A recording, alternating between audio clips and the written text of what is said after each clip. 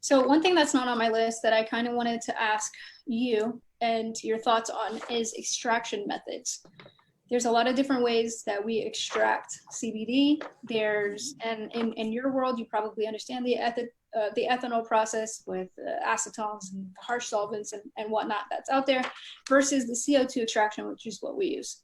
Subcritical, supercritical extraction. Is there anything you can add to, or any information you can give us on what's important when it comes to extraction and what should we be looking for when we're picking out a product?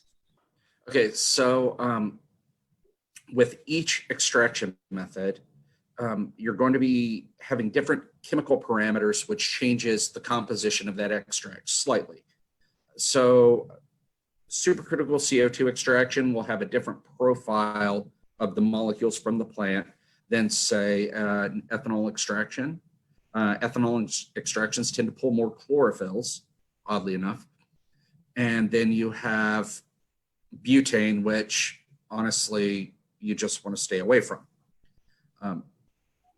So supercritical gets you away from a lot of those problematic solvents, the additional ethanol that would be done.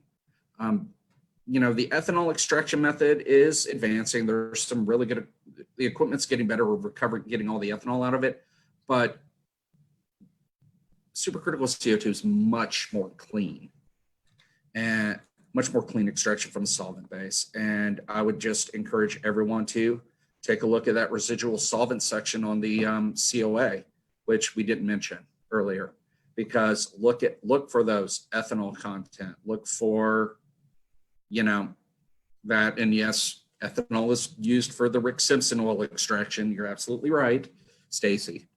But you just have to make sure to drive off all that ethanol off. And that takes heat, and the heat can, if you don't do it just right, you can start degrading the cannabinoids. And that is something we don't necessarily want to do. Gotcha. So while technologies are advancing, that's great. So ethanol is not completely terrible as long as they get all the solvents and extras out of there that may have been left behind, the residue left behind from the extraction. If you're using a CO2 method, you don't have that issue. Yeah, exactly. Right now, I would put supercritical CO2 still very much in the lead for as far as a cleaner extract. Ethanol is in second, and it's closing the gap, but it's not there yet. And then any of the other harsh solvent based, those are, those I just wouldn't even,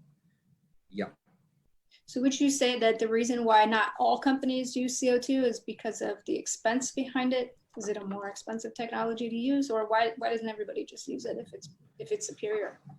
Well, one, it's a cleaner. The one problem with it is that it is you can't do large quantities at a time. With supercritical CO2, you're limited on the total amount of extraction that you can do at a single time.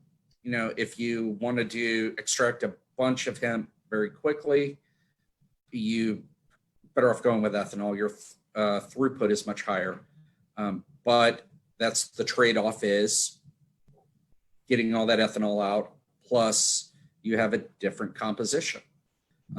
So supercritical CO2 tends to be, that's the industry standard.